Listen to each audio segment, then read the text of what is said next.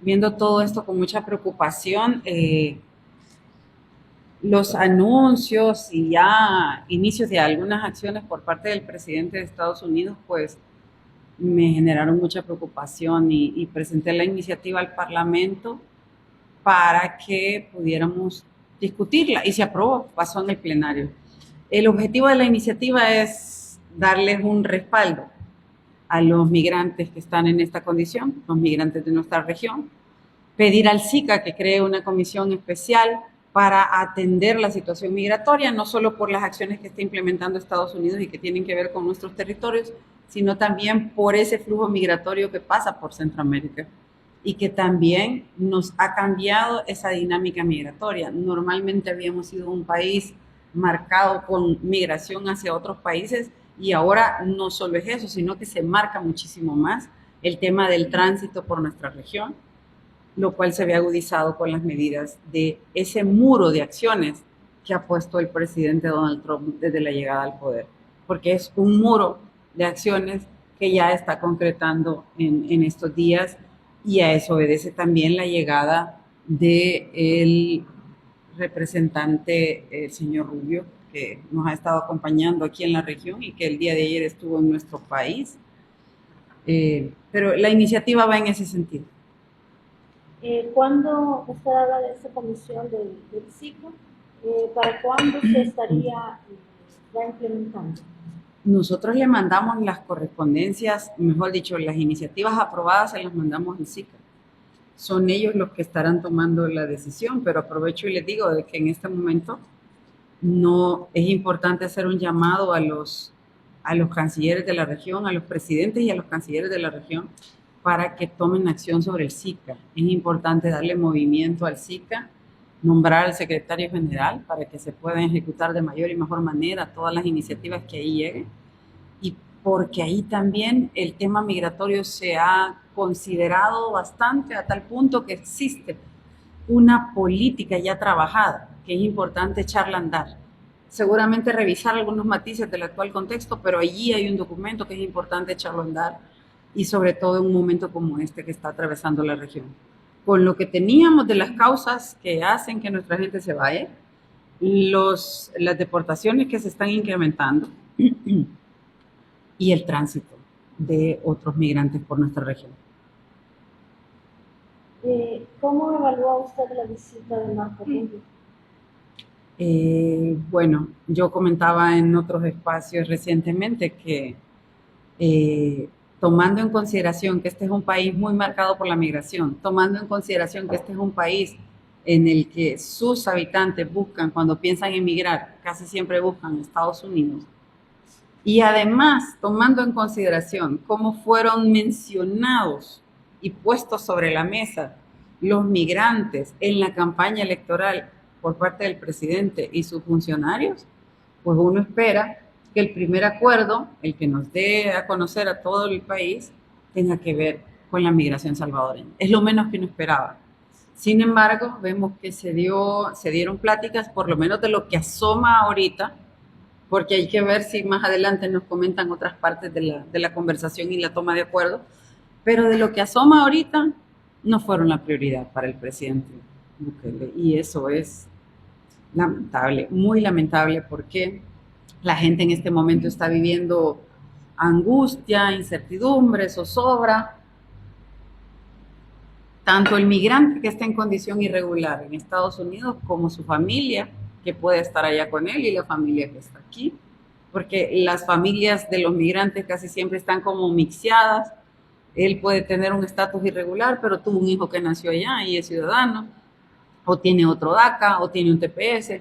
O sea, la composición del estatus de las personas en Estados Unidos, de las familias, es bastante complejo. Pero ellos tenían ansiedad, y el presidente se olvidó en su primer punto de discutir o hablar o abordar algo sobre ello, o por lo menos no nos ha dicho si fueron puestos en consideración sobre la mesa del debate y la toma de acuerdos.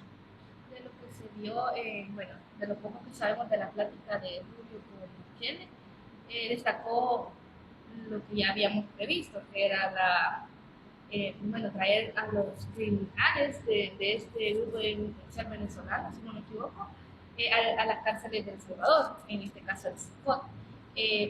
¿De alguna manera va a afectar a la seguridad que usted le dice que tenemos acá en El Salvador?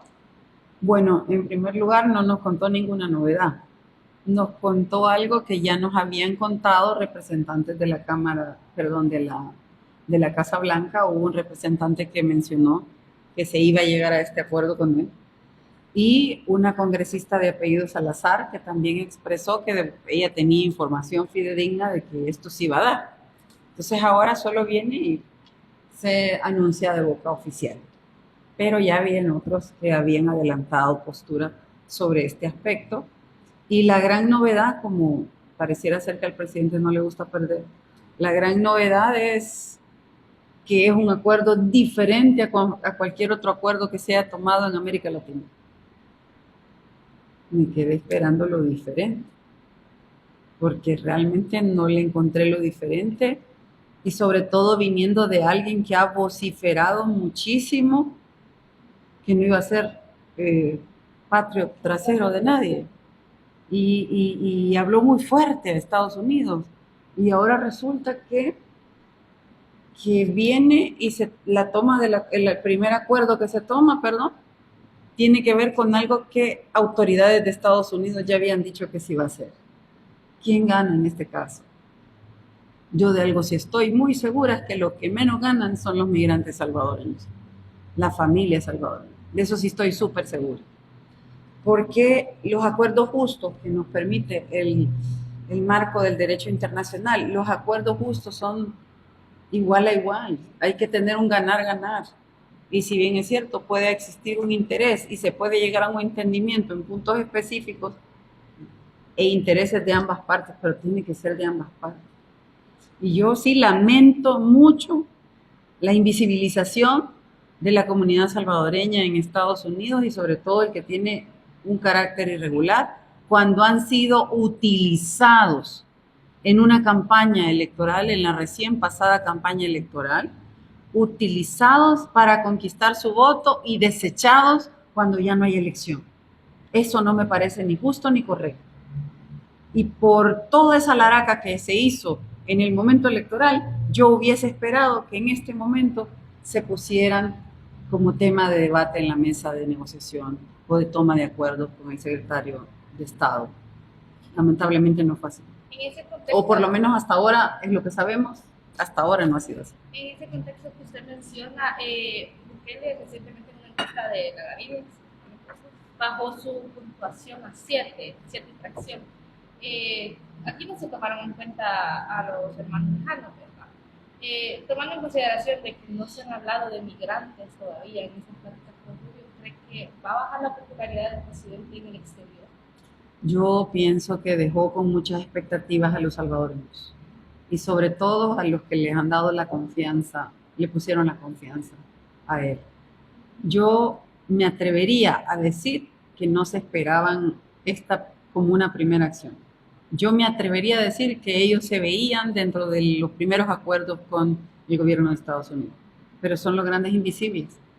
Son los grandes invisibles de la plática hasta este momento, lo que conocemos hasta este momento de la plática. Pero lo que sí puedo resaltar es que la prioridad se nota. Y si su prioridad hubieran sido ellos, en ese primer tweet hubiera salido algo relacionado a ellos. Si su prioridad hubiera sido ellos. Bueno, como un punto del tema ya de Rubio, de la Rubio, se habló también de la implementación, bueno, del apoyo de Estados Unidos para la implementación de energía nuclear acá en El Salvador. ¿Va a traer beneficios para nosotros, los salvadoreños, que necesitamos acá este nuevo método para generar energía? Sí, bueno, me ha sorprendido pues ese anuncio, y yo debo decir de que es importante darle su lugar a la cooperación, siempre y cuando la cooperación lleve beneficio a quienes son nuestro origen cuando estamos en un cargo público. La razón de ser de un funcionario no es nada más ni nada menos que los ciudadanos y ciudadanas de su país. Entonces, siempre y cuando la cooperación vaya al encuentro de necesidades que existen en nuestras comunidades, bienvenido.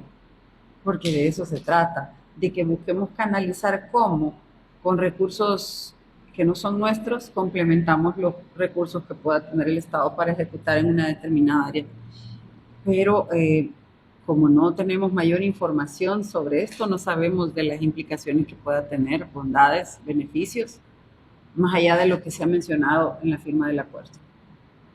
¿Cómo ve usted, en torno a la presidencia, cómo ve usted la situación de los migrantes salvadoreños en Estados Unidos? Más complicada, realmente más complicada, porque las autoridades, y por cierto, ayer se tomó otra medida, una última medida, o de las más recientes, y es que en el estado de Texas ya la Guardia puede hacer labores de captura, de identificación, captura y deportación de personas, y eso es algo que inquieta porque en este mar de acciones hay más vulneración. Y por ejemplo, la incertidumbre se come a la gente. Hay personas que no quieren ni siquiera salir de su casa porque sienten que al salir se los van a llevar. Imagínense ese sentimiento de perseguido. Es una cosa terrible. Entonces, sí, la situación está más complicada. He intercambiado con gente que está en diferentes estados y me comentan que hay miedo para salir, que los lugares que normalmente eran frecuentados por latinos, por ejemplo, están casi vacíos en algunos estados porque la gente no quiere salir ni a frecuentar los lugares de comida rápida. No quieren salir de su casa. Veía noticias que los trabajadores del campo no quieren ir a trabajar al campo. Y eso tiene repercusiones serias e inmediatas en la economía de Estados Unidos.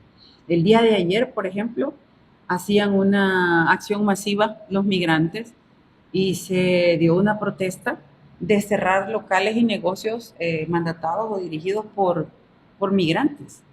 Y también no consumir energía eléctrica, no conectarse a la televisión, un montón de acciones que se pusieron de acuerdo en las mismas comunidades no organizadas, simplemente se han movido por un sentimiento de miedo, de rechazo y de etiquetamiento, porque se está poniendo un símil entre el migrante que ha cometido un hecho delictivo al migrante que sí efectivamente ha violentado la legislación migratoria para ingresar, pero no ha cometido otro tipo de delito grave. Y entonces ellos sienten que se les están comparando, se les están poniendo de igual a igual, y eso también daña su dignidad como persona, porque la gran mayoría de migrantes van y se dedican a trabajar y además le pagan impuestos a ese país y no tienen un empleo. Hay unos que tienen hasta 3, 4 empleos y son personas que están pagando sus impuestos, son gente de bien en sus comunidades y se sienten golpeados, estigmatizados, hechos a un lado. Y eso, ese sentimiento, pues lamentablemente parece que va creciendo con las acciones que el presidente va ejecutando, porque va ejecutando ya varias acciones. De Estados Unidos, ¿cuál es su posición? Bueno, cuando escuché el anuncio el 20 de enero sobre la suspensión de la cooperación por 90 días, me imaginé que iba a haber una revaloración. No quise pensar, no creí sensato pensar que se trataba de la eliminación de la cooperación, porque mucha de la cooperación que traen los países que pueden, a países como el nuestro, por ejemplo, es cooperación que nos permite llegar a los lugares donde el presupuesto normal de un estado o de una municipalidad no logra cubrir. Son proyectos, son planes, son asistencias que llegan o pretenden o deben de canalizarse o se han canalizado o deberían de canalizarse, dirigidas a contrarrestar pobreza, desigualdad. Todas esas cosas creo que lamentablemente si no se atienden o si se deja, si se le quita una pata a la mesa, que sería la cooperación, queda tambaleándose y por supuesto que hay una afectación en aquellos rubros, áreas o sectores o en poblaciones donde se requería del apoyo de la cooperación. Entonces, eso es preocupante, porque sí, yo conozco de programas que se impulsaron con la USAID, desde programas nacionales hasta locales. Bueno, con la misma OIM también, USAID era un aporte importante para trabajar el tema migratorio. Entonces, al final, cuando no existen esos programas y ese apoyo, pues las condiciones se van volviendo un poco más complicadas porque esos eran alicientes que llegaban